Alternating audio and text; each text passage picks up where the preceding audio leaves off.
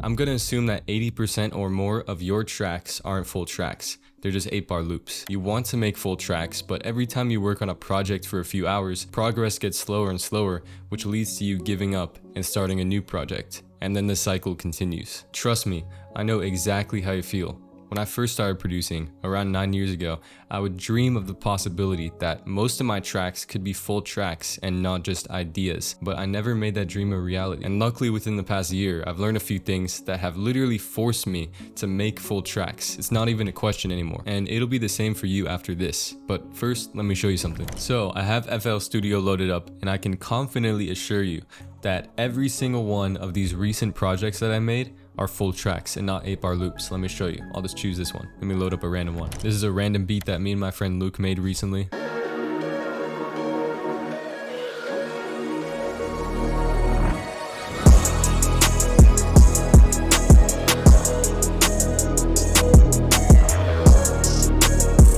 And as you can see, this is not an 8-bar loop, it's a full track. All right, let's see, I'll load up another random one, this one. Okay, here's another one. As you can see, this is a full track, not an 8-bar loop.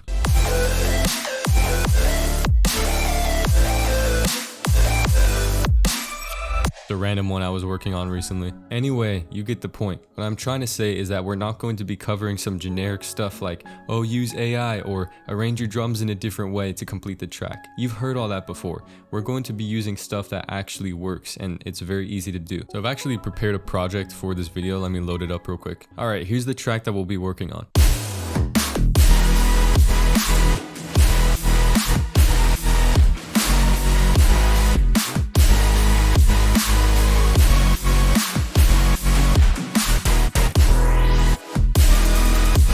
Another melodic bass type track. I know this is technically a 16-bar loop, but we'll roll with it. So the first thing you need to do before you do anything else is decide if this 8-bar loop is actually worth working on. Do you see it going anywhere outside the 8-bar loop? Because if you're really not feeling it and you're just forcing yourself, might as well just scrap it and move on, because it'd probably be wise to use your time on something more valuable. Once you've made that decision, then we can move on. Now what I like to do is get out of the 8-bar loop as soon as possible. What does that mean? Well, I'm going to copy these chords here in the drop, and I'm just going to find some really simple instrument like a piano or something like that.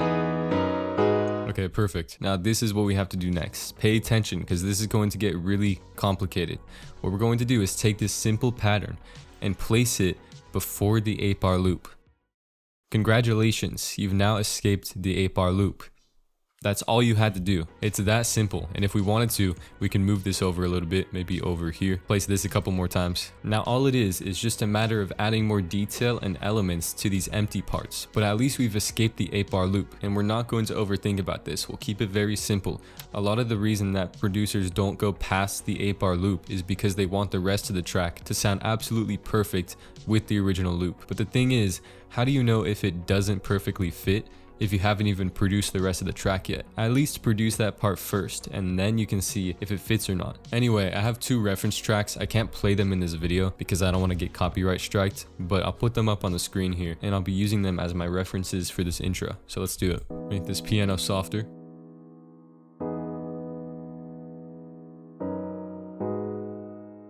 Let's make a guitar melody.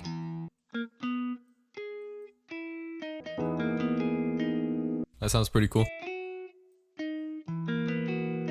For this intro, I'll place the second chord a little bit earlier just to keep the audience's attention.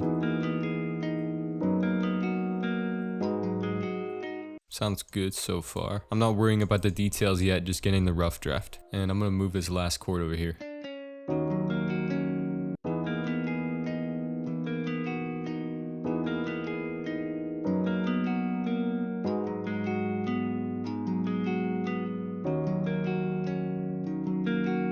Okay, so I adjusted the notes a little bit, even put some of them a little bit off beat to give it a more human feel.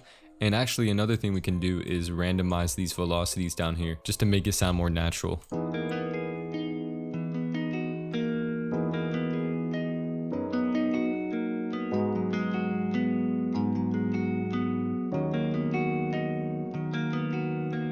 Once again, I'm not worrying about the details at all. I'll do all the mixing and stuff later. But right now, we just need to get a rough structure of the rest of the track. So another thing I'm gonna do is add a bass, specifically this one I made a little while ago. It's just the bass notes of the chords. See, now we're actually getting somewhere, and it's all because we took that one pattern and placed it here. It's like placing that pattern almost tells our mind, hey, this is no longer an 8-bar loop. This is going to be a full track. So let's continue to structure this out. I'll add some texture drum loops or something. Maybe a few background effects like some rain or something.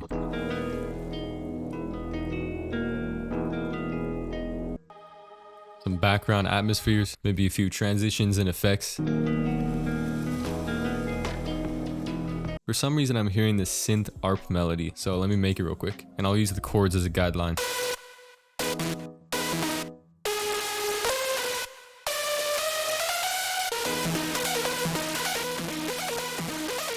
Something like that.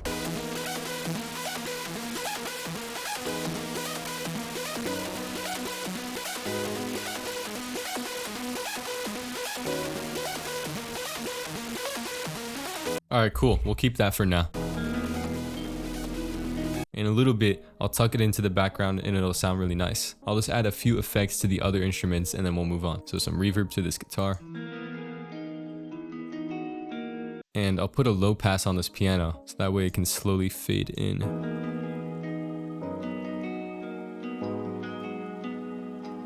I'll put a filter on the guitar and the ARP as well.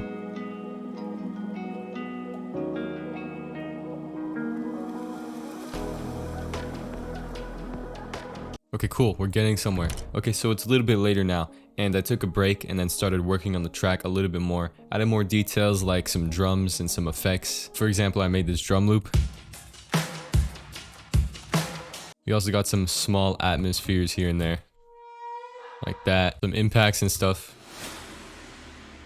And honestly, I just tried to keep it simple. Most of the problem of creating the rest of the track is just your own personal resistance, because admit it, you could have finished the track by now. And obviously, you don't want to force yourself every single time, but every now and then push yourself a little bit to just get the track done. I'll play this for you in a little bit, and this is nowhere near perfect. There's still a little bit of problems with the mix that I'll fix up, and of course I need to organize the project and all of that. Would you rather have just an 8-bar loop? Or would you put in a little bit more effort to create the full track? And one more very important thing, there's something called the Pareto principle or the 80-20 rule, which basically means that 80% of our track comes from 20% of our efforts. So that's the original 8-bar loop, and that could also be everything outside the 8-bar loop. But when it comes to the remaining 20% of the track that we have to produce, such as the small details, that comes from 80% of our efforts, which is exactly why it seems so tedious and progress gets slower and slower. I actually have a full video on that. You can go check it out after this. But just think about if maybe 70% of the time you push yourself a little bit more to finish your tracks and use that one pattern trick that I told you a couple minutes ago, then just imagine how much more music you'd finish. Anyway, let's listen to the track.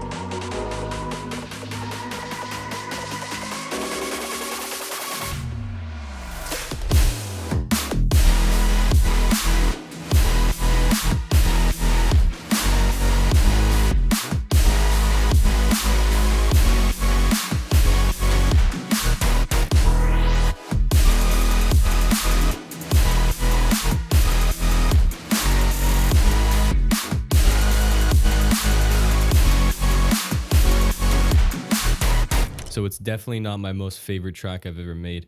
In my opinion, it's a little bit generic, so I'll work on it a little bit more. I'll actually make it a full track, so adding the second verse and chorus and drop and all of that. And of course, as you can probably tell, I left some room for vocals as well. But at least we've escaped the 8-bar loop, and made something like this. Think about if you could finish 70% more music than you do right now. Now you can make that decision. Anyway, thank you for watching. If you want to, check the links in the description. It's the Musicpreneur Academy. I've released some new stuff. We're all in there making really cool music, and I'm really excited for what the community is becoming. Go take action, use the stuff that I just showed you in your own tracks, and if you want to, please subscribe. It would help me retire my parents. Anyway, make music now, and you'll thank yourself later. Peace.